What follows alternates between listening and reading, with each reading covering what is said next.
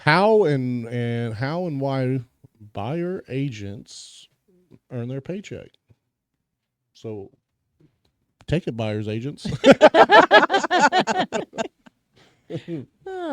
Well, I mean, I do a lot of running and a lot of driving. I do. And but the biggest thing I guess is I want to have a conversation with you about what you're looking for. And then the main topic first though is can you get financing? Before we start doing all this running around, looking at all these houses, spending your time, we need to see where you qualify at. That's really kind of the first thing that I think we do. And then after that, we start looking and breaking it down of what you're looking for. Yes. They can see you, by the way. Just because they can't hear you, they can see. I can see you. Well, we forgot to go to Kyle. We'll have to catch Kyle after the topic. Yeah. Sorry. My brain scattered. It's frozen this morning. It is. No, right at the moment it's pretty hot. But I can't take my hat off because, ooh. Take it off. That's weird telling that to my mother. Just a little Just weird. keep going. There. Just keep going. Just keep it up. Just keep it up. Don't take it off. They don't have balls. We have systems and stuff in place to help you find a house.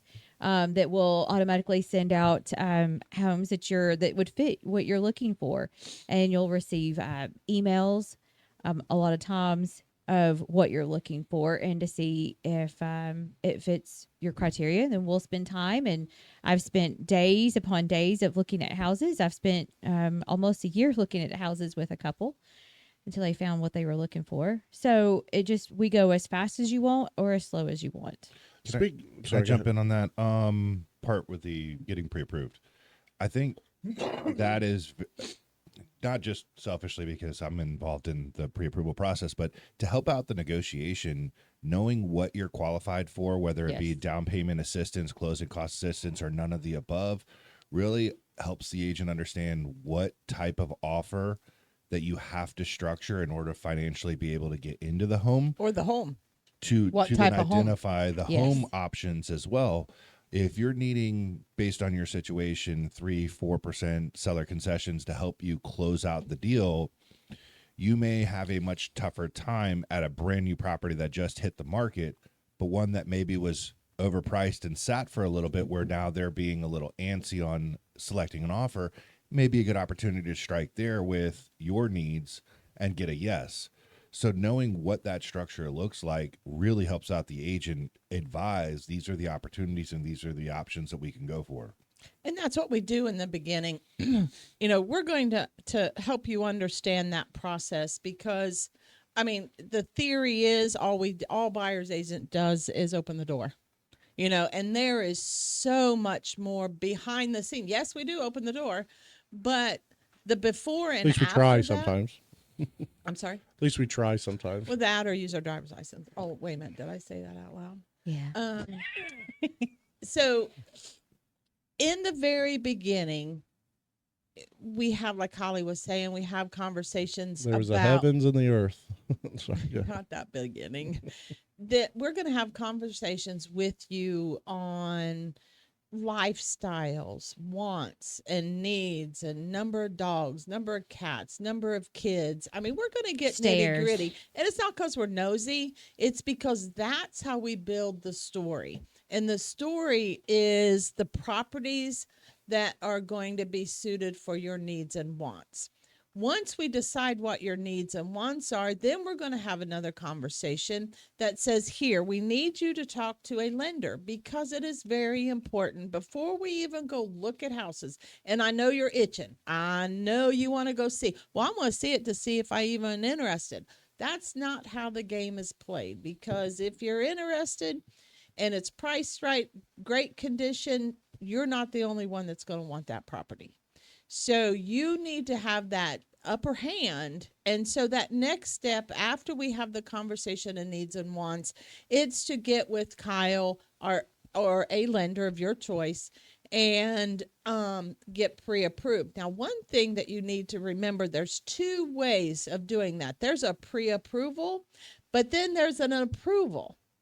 And an approval, like Kyle does, they actually go through your statements and your verify income, verify employment, verify credit scores. They do all of that. And you are, if I'm correct me if I'm wrong, but you are approved, not pre-approved. You've Do already you know gone through how much- underwriting. Is that correct? So there's a three levels for on the lending side. There's the pre-approval, which is lender has looked at your docs and just written a letter that says that you're approved for or pre-approved for a certain amount. There's a lot of disclaimers on there. It's really not worth the paper that It's a lot of written on. ifs on that. A lot of ifs.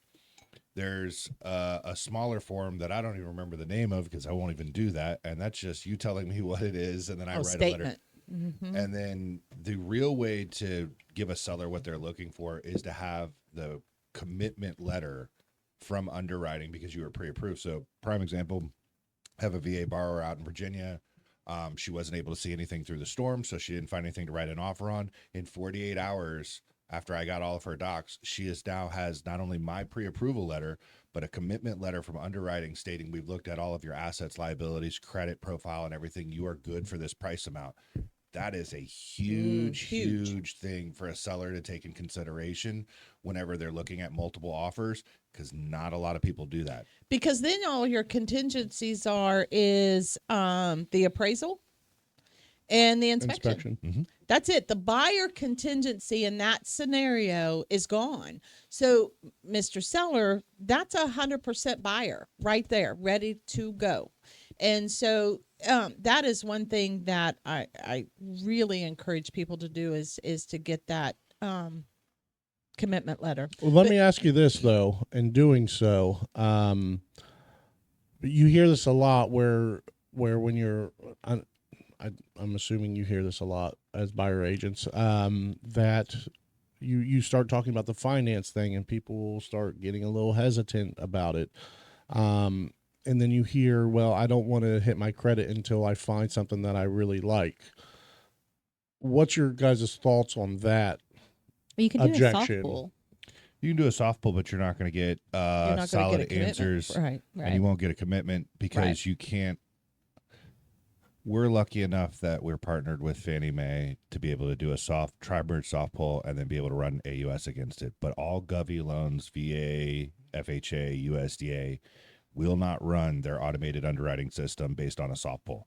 And so you will have a questionable understanding if you're okay, if you are super solid. But if you're riding the line of a max debt to income ratio or a lower credit score, we cannot be certain that your file is going to be pre-approved. Mm-hmm. So how long does a somebody that gets a commitment letter, how long is that good for?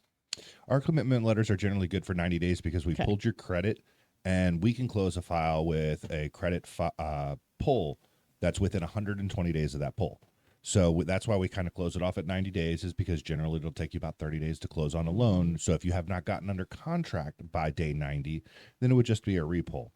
A lot of people think that your credit is harmed so bad when you do a credit pull, and that's not necessarily the case. It's That's all what I based wanted on to your hear. credit file. You got to look at it from the standpoint of the credit companies. Back in the day, people didn't know how many loans you were going for. And so this is like a hold like you do at a hotel. You always have a $200 hold on a credit card or something like that due to incidentals and damages.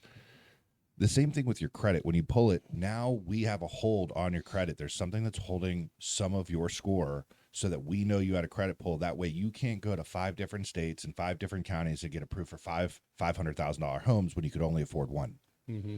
And so because the process takes so long from a credit pull, let's say you do your application, you're pre-approved, you go out in the community for 2 or 3 weeks, you finally find your home, you ratify, you're another 30 days from closing, you skip the next first month's payment, and then the following month is your first payment to finally post on credit. You're talking about a 4-month situation for everybody to know that when you did that credit pull, did you ever actually achieve credit? Right. So I guess the fear factor, people need to understand that they have 90 days from the time you get that commitment letter. Then you have 90 days to find a house, so if you don't find a house in 90 days, you're not sincere, Not a serious buyer about buying. Right. You're a looky-loo tire kicker, and which is fine.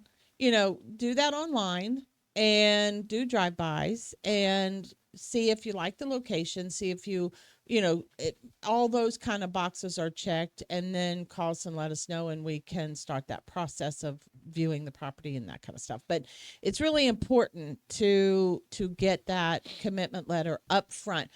Not only that, we also know about condition of the house. If a lot of people shop homes according to price point. So if you are shopping price points and you're getting an FHA, USDA, rural development, or a VA, that house has to meet certain standards before that bank will even loan money on that house. Because you got to remember, the lending company, the person giving you the money, is making a risk to say, okay, that house has got to, if you foreclose, Mr. Buyer, if you don't pay your payments and I have to take that house back, I need to make sure I get my money back. So it needs to be in good repair. It needs to be in certain standards, or I'm not loaning the money on it. So there are check boxes that we as agents have to think about when you're out there looking at houses, and the roof is 35 years old, or it's mission drywall, or chippy pilly paint. Chippy pilly, that's a big Ceilings are low. Crawl spaces are low. We need a minimum of crawl space. If it's a mobile home, it has to be on some type of a foundation. It has to be a certain age. All those things are taking into consideration. And that's what we do. We kind of know those things. We have somebody in our back pocket that we call and say, hey, and so that's all part of that beginning, and that's all part of we're supposed to be talking about what buyer's agents do, and that's what we do. We try to find out what you qualified for, what type of loan you're going to get, what type of assistance do you need. Closing costs right now are expensive, so if you're getting an FHA loan, which is 3.5% down, that's 3.5% of your mortgage price. And then you need to have 4.5% towards closing costs. That's a whole bunch of monies right from the get-go. Especially first-time home buyers typically don't have that kind of money. And that's okay. I mean, people just don't have savings anymore. And so where do you think that money is going to come from? Because we don't have those second mortgages anymore like we used to. So you either have to come up with it out of your pocket, or we're going to have to ask the seller. So then that comes to negotiation. All right. So take a breath. Hey, She sorry. getting passionate. I've been doing this for 23 years. I just While I heard everything that Go. she was saying, and she had some more to say, Of don't course I feel do. don't feel overwhelmed by it though. Right. When you pick That's the what we're right for. when you pick the right agent and lender team, the heavy lifting is done by those professionals. That's why we get a paycheck for what we do. That's why there's not a lot of people who can do it successfully, is because it does take a lot of work, but that's not a fear of yours. Your experience, you should be focusing just on the move. Right.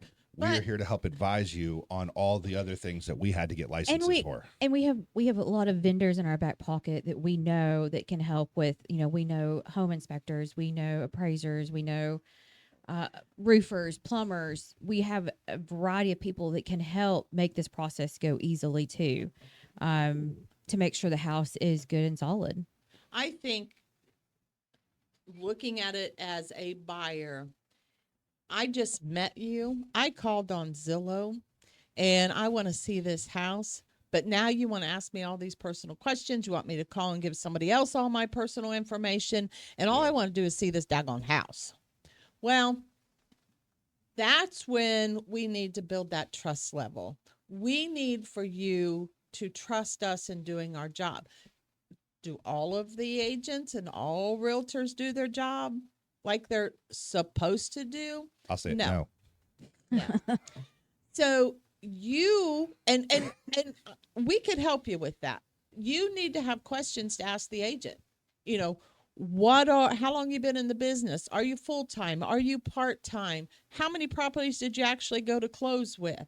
There's just a series of questions that you can ask to help you build your trust level. I want you to trust me. I'm not just blowing smoke. I don't want your personal information, but I need it to be able to help you. And that's what we do. And so not only the first step is to get pre-approved, but I think the first step is to build trust. You need to trust us. We need to trust you that you're going to follow through as well, because we do a lot of behind the scenes work to help your dreams come true. And so however that needs to happen with building that trust, that's what we need to do first. So and also, like, for instance, a Zillow call comes in. If you are one of those people that, you're just looking and you just want to look, just be honest about that. Yeah. Because if you're not a serious buyer, that's okay. We want to be there for you, and we'd be happy to show you. But don't have us drop what we're doing to set an appointment, to run out, to do this right now if you're not a serious buyer. If you're not, that's okay. That is completely okay. We still want to talk to you. But we might need to schedule it when it fits into the schedule a little better, not dropping everything to run out to a house that takes us 40 minutes to get there. Then we're there for half an hour. We talk, we have a conversation, look at the house, get a little more details. Then we leave, and then we never hear from you again. And because you weren't serious to begin with. And that's okay. Talk about it. Be honest. It's not going to hurt our feelings. We're not going to not show you the house. We just might need to schedule it a little different. I agree with that. I think that's actually a very good thing for us, because we do have a lot of people that we do need to also help that are serious and they're looking for something. They're needing to make that move right then and there. And so sometimes it takes time away from other people who are ready at that moment. And I think people need to understand, buyers need to understand that the person that shows you the house is something called procuring cause. The agent that shows you the house is the agent that will write the offer, is the agent that will take you to close, go through inspections, go through appraisals, do all that. All of that happens, then they take you to close.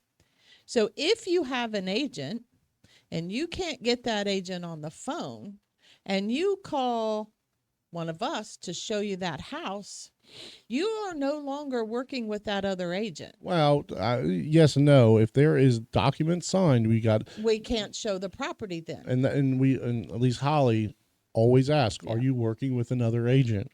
And then some people understand what that means. Some people don't understand what that means. If you've signed a buyer's representative agreement for a certain amount of time, that is your agent.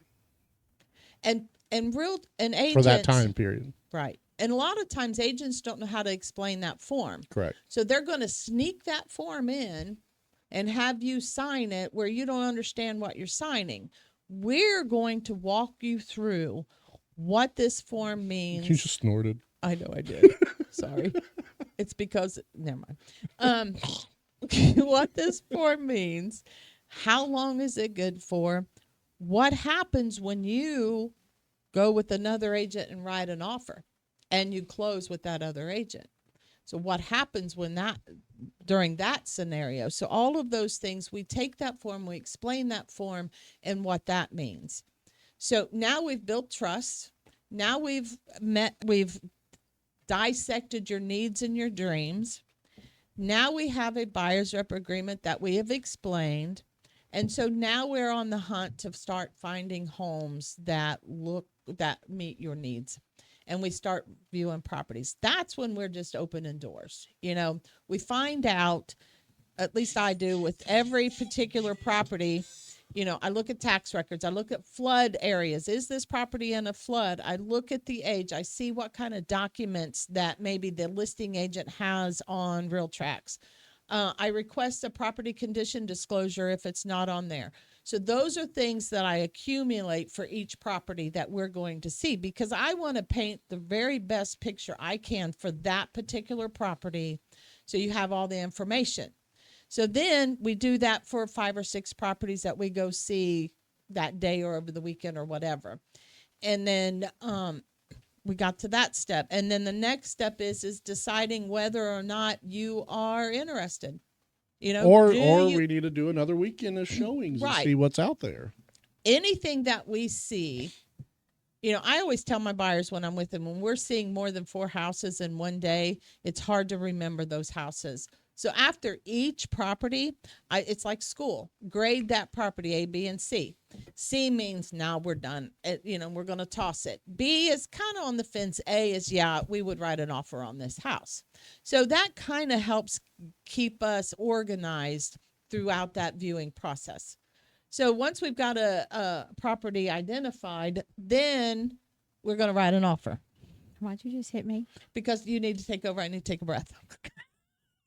I just let you run with it. She said so much that gets done before seeing a property, and I've seen so many times where people will be impatient with a family member or a friend who's a real estate agent that wasn't available for them when they were ready, but then other agents who are available to actually do this full time get called to open up the door, and they do all of this work.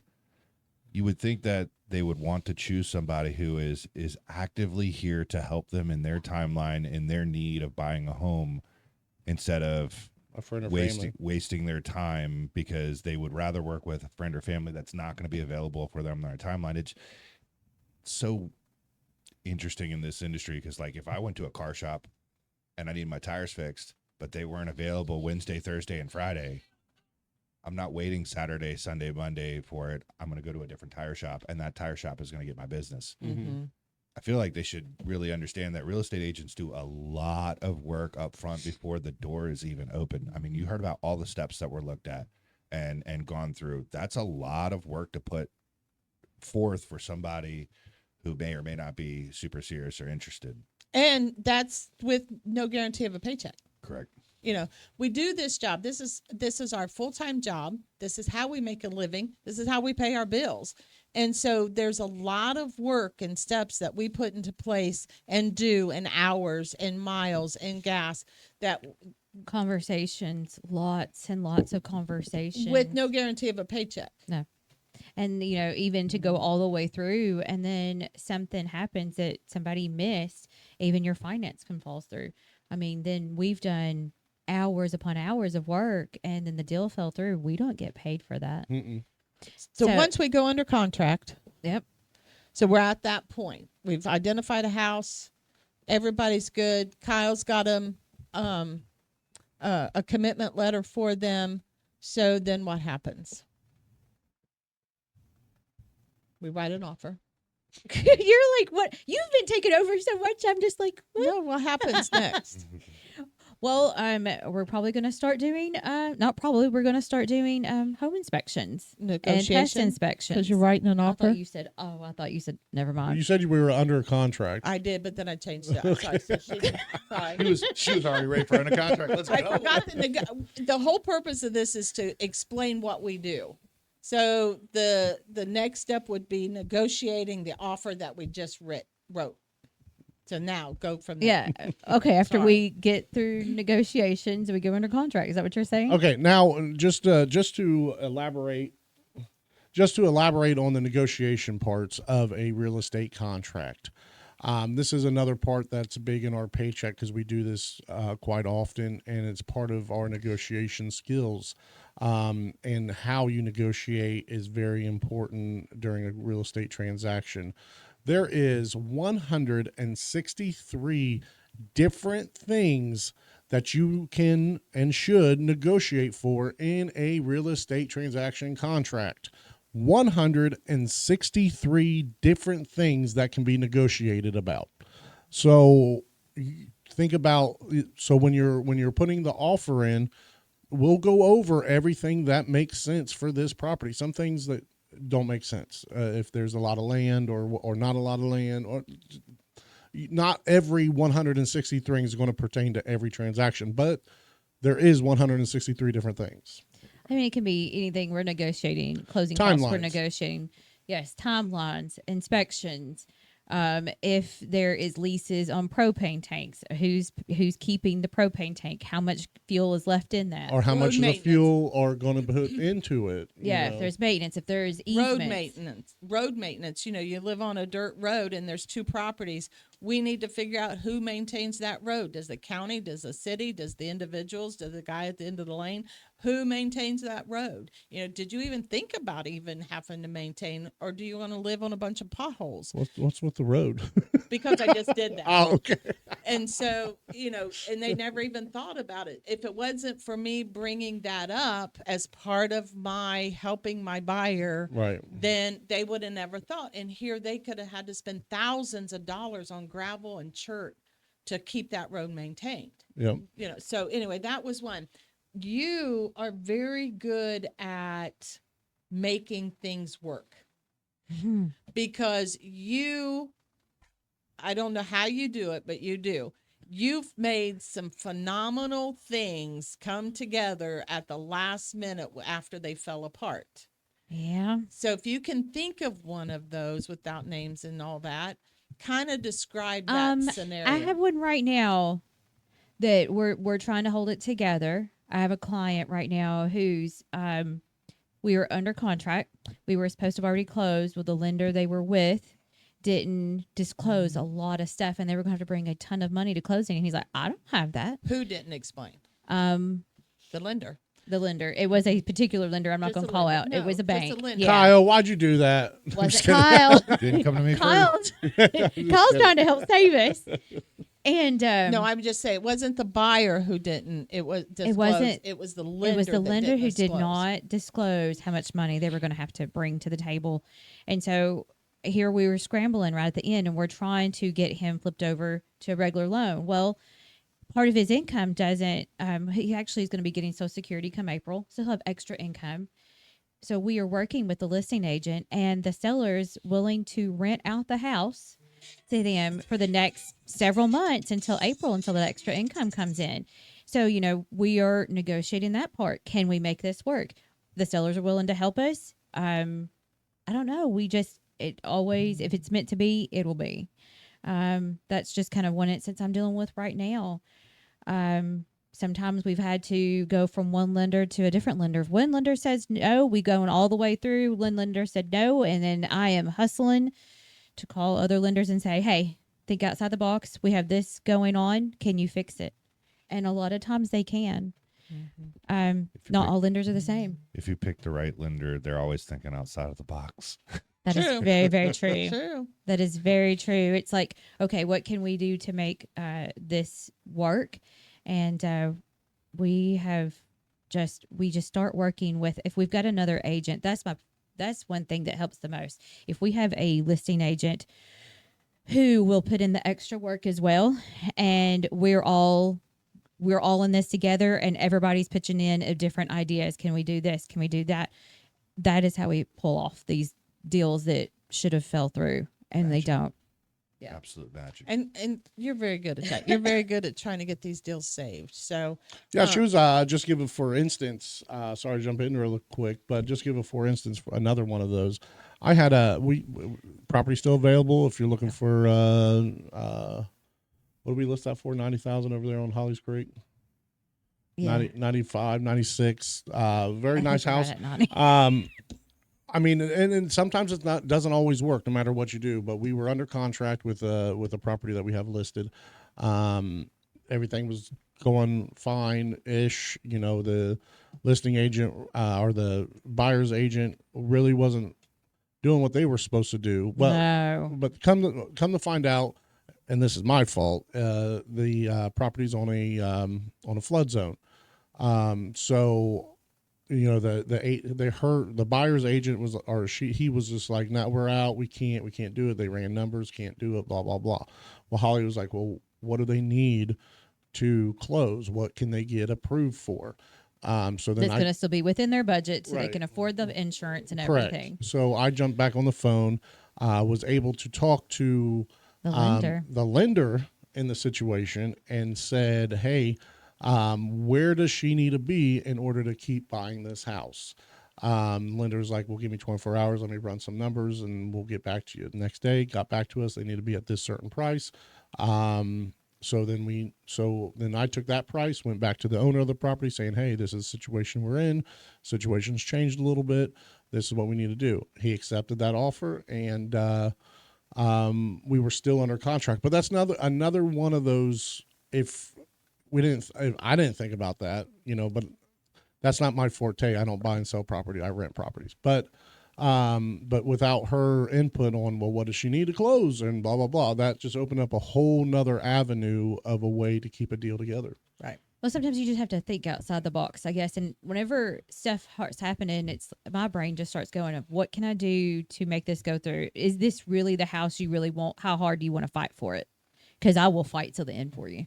All right. So now we have negotiated our offer. And the buyer and the seller have both agreed to the terms of the offer. And so now we're officially under contract. You just sit back and wait for the date. Yeah. Yeah. That's what some agents So you're going to get a list from me of dates, of timelines you have to stay in, when the earnest money is due, when inspections are due back, when we have how many days to decide on going back and forth with the listing agent of these repairs are going to be made. You're going to get a list of all these dates that have to stay in line, because if we go past those dates, we can be out of contract and you could possibly forfeit your earnest money that you put up if we don't stay in contract. And that's why I harp on people all the time. Hey, I need this answer. We have to know by this date. I can't keep waiting around, because now we're out of contract and you could potentially lose your earnest money that you put up. Mm-hmm. So, and then after we get through, for me, I like to go through inspections, through any inspections we need done. If the home inspection comes back and he's like, hey, I need a roofer to look at this roof, we're sending a roofer out immediately to look at it. As soon as that's done, while you're doing that, I need you to be talking to your homeowner's insurance. Who you going to go with? Find out, get quotes. You need to get that to your lender immediately. And then as soon as I get through inspections, I'm calling that lender saying, hey, we got to order appraisal. I need that done. We need that done immediately. So sometimes, and if we don't get those appraisers can be out a couple of weeks. Title companies can be out a couple of weeks. We have to start moving this stuff. We'll hit a spot where we have to hurry up and wait. Right. Because you've got home inspection, possibly roof inspection, pool inspection, pest inspection, engineer inspection. And those all take time. And those are phone calls. Those are many phone calls to find somebody that we trust that can do that within the time frame that we need. Or if you can't do that, then we got to do an extension. So that's more paperwork that we have to do. We have to not only figure out all these timelines, because we don't have a magic system that says, poof, here's your form you need, hand that to your buyer. No, we don't have that. So we do. We got Deanna. Okay, we have a great team behind us. Yes, because of that. I was going to say that. So she just brought up a whole bunch of stuff with the inspections, and this is why following the process is so important, so that two people aren't running with the football at the same time and you feel overwhelmed. If you get pre-approved and you provide your docs up front, we should not need anything for an initial underwrite. So the process would be that you got pre-approved, you got under contract. At this point, I do not need your attention as a lender anymore. I am passing you back to your agents to pay attention to all of your inspections and all the other things that are associated with the property that you're wanting to do, rather than doing both collecting documentations for your loan and paying attention to that. You will feel overwhelmed. That's why we break this up, so that we can pass the football off on who has your attention for your transaction to get the few things done that we need to get done, and you don't feel overwhelmed. It's when we don't follow that system and that pattern that this can feel a little clunky. Well, yeah, because and these are have-tos. In order to stay within this legal binding contract. Just to give a little time update, we are 8:20. Yeah, we're okay. Yeah. Well, but we do a lot. We're buyer's agents and we do a lot. So okay, we'll wrap this up. Yeah. So anyway, if you don't get commitment letter right from the beginning, then you're spinning your wheels to get your lender stuff. You're spinning your wheels to get your agent stuff. You're spinning the wheels to get your insurance. There's just a lot of moving parts and pieces that happen. So eliminate the one that's the lender. It just causes more undue stress. Well, not only that is if you get completely approved and ready to go, and people I think people get offended when you ask, are you pre-approved? Are you pre-approved? Are you pre-approved?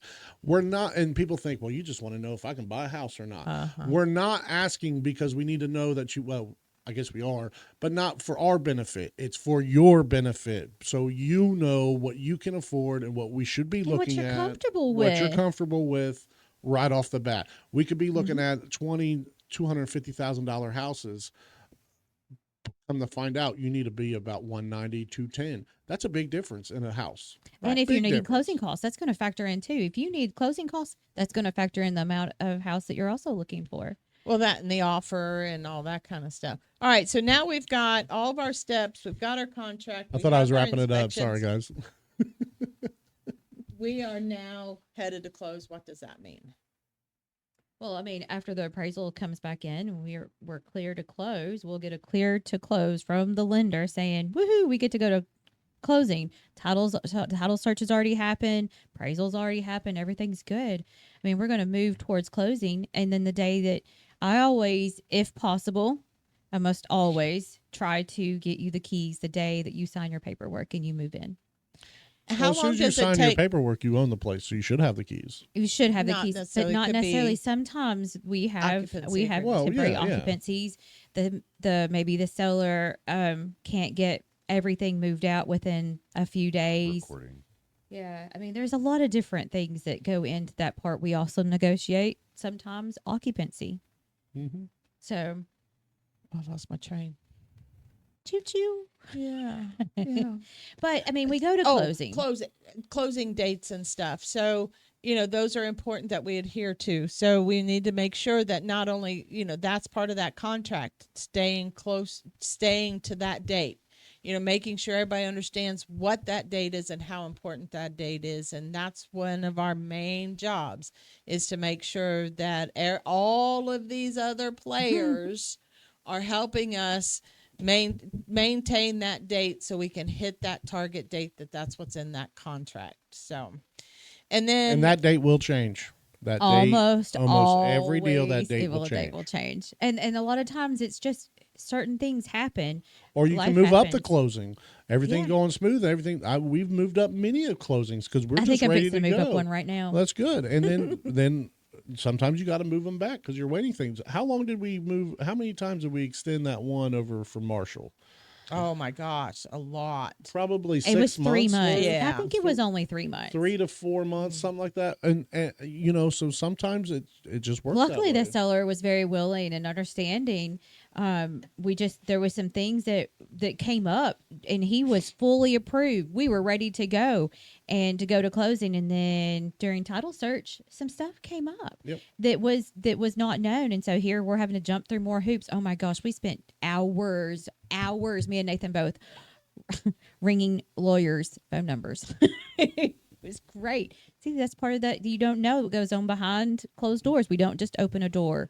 We spend hours doing other stuff. But let's give a little shout out to Title and Escrow of Lawrence County on that one. They pulled us through. Ben Wright over there doing his magic as well. So give a little shout out over there. I'll tell you what, we have a great team behind us. Another thing too is within our company we do have a great team. We have Deanna Hoffman. She is my transaction coordinator. She's the office. She is the office transaction coordinator now. She is my right hand. I couldn't do a lot of the things I do without her. My paperwork and stuff, she stays on top of it. She keeps me accountable just as well. She'll be like, hey, this listing agent didn't give me this paperwork.